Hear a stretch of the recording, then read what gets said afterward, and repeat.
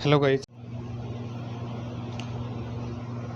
आज हमारे पास फिजियोलॉजी का एक इम्पोर्टेंट टॉपिक हुआ है molecular basis of muscle contraction. Molecular basis of muscle contraction आप देखना चाहते हो जो molecular basis of muscle contraction होता है ना, molecular basis of muscle contraction होता है यूनिवर्सिटी का मतलब मेन क्वेश्चन होता है molecular basis of main. Physiology में ये पार्ट ऑफ मसल कॉन्ट्रैक्शन से मतलब जो मसल्स होती है ना उस वाले पार्ट से इस क्वेश्चन के आने की प्रोबेबिलिटी बहुत अधिक होती है, ये आ जाता है मतलब। और ये इसको क्या है ना बहुत ही ईजी होता है, उसको समझना होता है। तो मैं आपको वन बाय वन करके इसको समझाने वाला हूँ।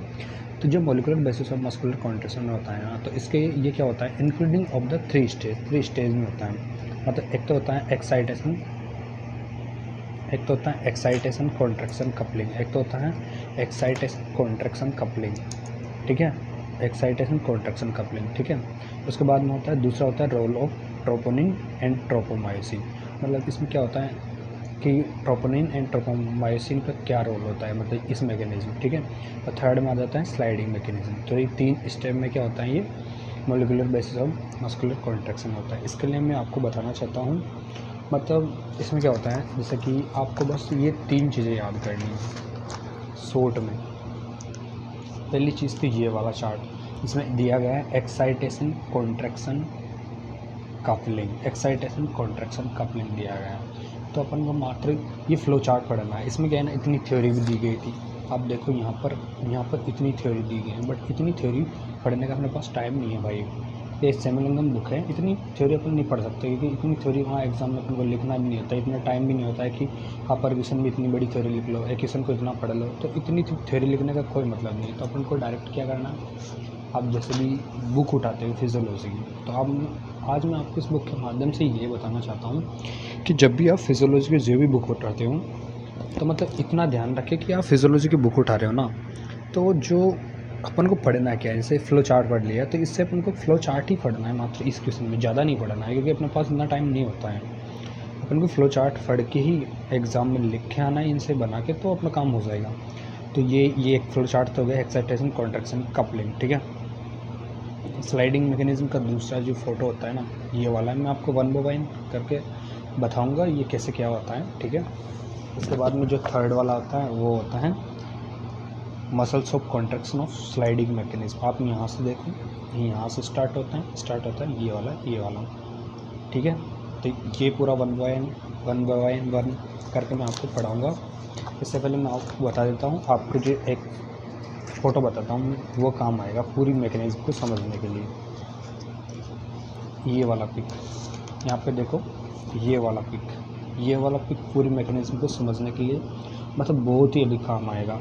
मतलब पहले तो आपको पता होना चाहिए, अपन पढ़ तो रहे हैं किसी भी चीज़ को, अब किसी भी चीज़ को पढ़ रहे हैं ना तो अपन को इतना पता होना चाहिए कि मतलब आप पहले तो अपने दिमाग में क्या करो, डायग्राम फिट करो। डायग्राम फिट करने के बाद उसकी थ्योरी पढ़ो। तो अभी आपके है ना अपन डायरेक्ट रटने बैठेंगे ना तो हमको याद नहीं होगा यार। और अगर हम डायग्राम एक बार देखते हैं उसको अपने दिमाग में फिट करते हैं उसके बाद में ये मैकेनिज्म पढ़ते हैं ना तो अपन को अच्छे से याद होता है। तो उसके लिए मैं आपको बता देना चाहता हूँ कि आप पहले क्या करो, इस डायग्राम को अपने दिमाग में फिट करो। तो इस डायग्राम में है क्या, एक तो ट्रोपोमायोसिन होगा। जो ट्रोपोमायोसिन है ना एक्टिन फिलामेंट के देखो बीच में जा रहा है ट्रोपोमायोसिन, तो ये ऐसे ट्रोपोमायोसिन जा रहा है, ठीक है। एफेक्टिन आपको देख लीजिए और ट्रोपोनिन ये आपको देख लीजिए। एफेक्टिन के ऊपर होती है, इसमें से ढंग से नहीं बताया गया बट जो ट्रोपोन जैसे ऐसे होती है, मतलब ऐसे होती है। अब इसके ऊपर क्या होता है, ट्रोपोनिन प्रोटीन होती है। तो ये ट्रोपोनिन वो वाली चीज़ है, ठीक है। तो ये ट्रोपोनिन भी तीन टाइप की होती है, जैसे कि TCI और TCI जैसे ट्रोपोनिन के फंक्शंस में दिए गए हैं क्या क्या काम करती है। मतलब आई होती है जो कि अटैच होती है, अटैच ऑफ द एफेक्टिन। उसके बाद जो T होती है ट्रोपोमायोसिन से अटैच होती है। C होती है जो कि attach of the calcium ion, ठीक है। तो इनके वर्क है, आप इनको छोड़ो। उसके बाद में अपन आते हैं अब वापस अपने टॉपिक पर, molecular basis of muscle contraction पर आते हैं अपन, ठीक है। तो अपन ने देखते हैं कि molecular basis of muscle contraction होता है, उसका first part excitation contraction coupling. तो अपन इसको पढ़ते हैं, इसका जो डायग्राम है ना उसको मैं पढ़ते हैं, ठीक है। तो अब मैं आपको बता देना चाहता हूँ कि एक्साइटेशन कॉन्ट्रैक्शन कपलिंग जो थ्योरी होती है ना उसमें आपको देखना क्या है। देखो सबसे पहले क्या होता है, एक्साइटेशन होता है, ठीक है। एक्साइटेशन होता है, एक्साइटेशन किस में होता है समझ के पढ़ोगे आपको तो मतलब ये डायग्राम अच्छे से याद हो जाएगा। अगर आप डायरेक्ट इस डायग्राम को ऐसे रटने बैठोगे ना तो ये डायग्राम ना तो आपको याद होगा, काफ़ी दिनों तक आप ऐसे कंफ्यूज रहोगे। तो सबसे पहले मैंने बोला कि आप पहले डायग्राम का जो इमेज है ना वो देखो, फिर इमेज के बाद में थ्योरी पढ़ो। थ्योरी पढ़ने के बाद में आप क्या करो, जैसे कि किसी भी चीज़ है ना, तो अगर आपके पास टाइम हो तो उसका एनिमेशन देख लो यूट्यूब पे। जैसे मैं आपको बताऊंगा इसके बाद एनिमेशन कैसे होता है, ठीक है।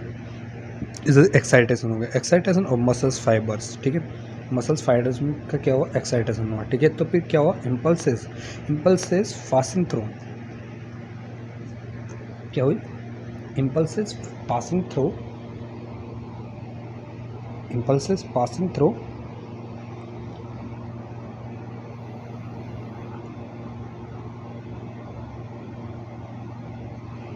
Impulses passing through motor nerve, motor nerve के माध्यम से जो इम्पल्सेस होगी वो ट्रांसफ़र हुई, ठीक है, एंड न्यूरोमस्कुलर जंक्शन में गई, ठीक है। तो वहाँ से क्या हुआ, जो न्यूरोमस्कुलर जंक्शन हुआ ना, वहाँ से क्या हुआ, जनरेशन हुआ। जनरेशन किसका हुआ, जनरेशन हुआ एक्शन पोटेंशियल का। जो एक्शन पोटेंशियल हुआ उसका जनरेशन कहाँ हुआ, मसल्स फाइबर के अंदर हुआ, ठीक है। तो मसल्स फाइबर के अंदर एक्शन पोटेंशियल हो गया, मतलब अपन ये समझ गए। उसके बाद में क्या होता है, उसके बाद में जो अगली स्टेप आती है उसमें क्या होता है, स्प्रेड। स्प्रेड मतलब फैलता है वो एक्शन पोटेंशियल वाया टीट्यूब्यूल्स। जो एक्शन पोटेंशियल यहाँ पे आया मसल फाइबर में वो स्प्रेड हुआ, स्प्रेड मान लो फैल गया। एक्शन पोटेंशियल वाया टीट्यूब्यूल्स मतलब जो टीट्यूब्यूल के माध्यम से वो एक्शन पोटेंशियल आया था वो फैल गया। अब उसके बाद अपन देखते हैं कि जो वो एक्शन पोटेंशियल कहाँ होता है, इंट्रेंस हो जाता है। इंट्रेंस किस में हुआ, इंट्रेंस हुआ है वो अपने पास सिस्टर्नी में, ठीक है। इंट्रेंस कहाँ पे हुआ, सिस्टर्नी में इंट्रेंस हो गए, ठीक है। तो जब सिस्टर्नी में इंट्रेंस हो गए एक्शन पोटेंशियल मतलब सिस्टर्नी तक एक्शन पोटेंशियल आ गया, तो उसके बाद में क्या हुआ, रिलीज़ हुआ। रिलीज़ क्या हुआ, कैल्शियम आयन हुआ। कैल्शियम आयन किससे हुआ, सिस्टर्नी से रिलीज हुआ, ठीक है। जब सिस्टर्नी से कैल्शियम आयन रिलीज हुआ तो फिर क्या हुआ, calcium ion towards actin filament की तरफ गए, ठीक है। तो फिर कॉन्ट्रैक्शन ऑफ मसल फाइबर हुआ। तो ये इतना तो हो गया कि अपने पास एक्साइटेशन, कॉन्ट्रैक्शन, कपलिंग, ठीक है। उसके बाद में जो स्लाइडिंग मैकेनिज्म होती है ना, उसमें इस डायग्राम का रोल है। इस डायग्राम का रोल मैं आपको बताऊंगा। उससे पहले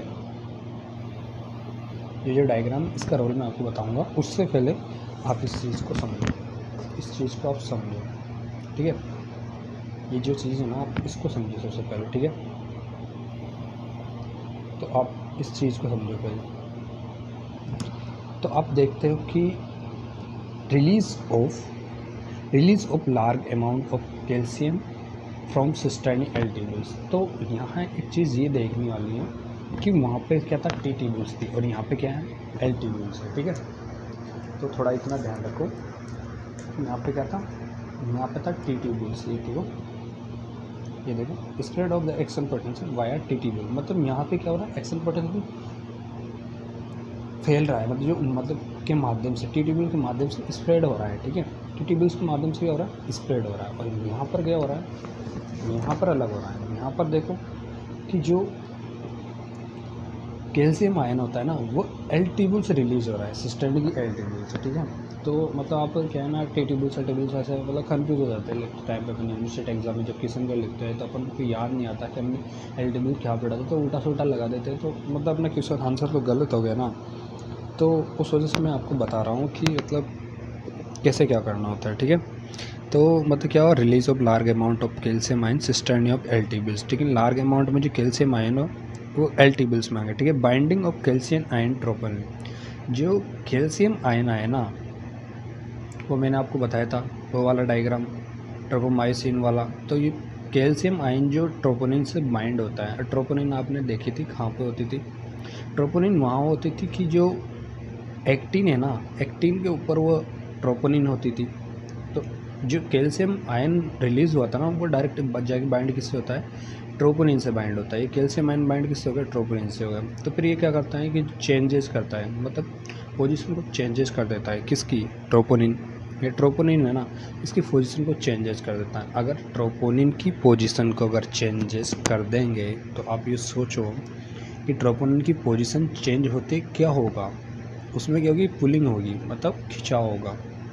अगर खिंचाव होगा तो क्या होगा, जो ट्रोपोमाइसिन जो मॉलिक्यूल था, एफेक्टिन पे आपने देखा था कि जो ट्रोपोमाइसिन मॉलिक्यूल फैला हुआ था, मैंने आपको डायग्राम में बताया गया था कि इनको अच्छे से याद रखना, ट्रोपोमाइसिन कहाँ है, ट्रोपोनिन कहाँ है, वो वगैरह मैंने आपको बताया था। तो उसमें आपने देखा कि जो ट्रोपोमाइसिन मॉलिक्यूल होता है वो एफेक्टिन पे रहता है, तो पुलिंग होगी, तो पुलिंग होने के कारण होंगे ट्रोपोमाइसिन मॉलिक्यूल अवे फ्रॉम एफेक्टिन, मतलब एफेक्टिन से क्या हो जाएगा, दूर चला जाएगा ट्रोपोमाइसिन, ठीक है। तो फिर क्या होगा, जब एफेक्टिन से दूर चला जाएगा तो पहले क्या होता है, मतलब ढका हुआ रहता है, एफेक्टिन की एक्टिव साइड क्या है ना, ढकी रहती है। बट जब ट्रोपोमाइसिन जब दूर चला जाएगा, अवे हो जाएगा, तो क्या हो जाएगा, एक्सपोजर हो जाएगा। जो एक्टिव साइड जो ढकी हुई थी ट्रोपोमाइसिन से, एफेक्टिन की उस साइड का ट्रोपोमाइसिन के अवे जाने से एक्सपोजर हो जाता है।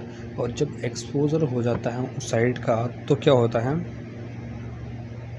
मायोसिन के लिए मतलब एक्टिव साइड आती है, तो अटैचमेंट मायोसिन के लिए एक्टिव साइड हो गया ना, एक्सपोजर होगा तो एक्टिव साइड हो गई एफेक्टिन के लिए।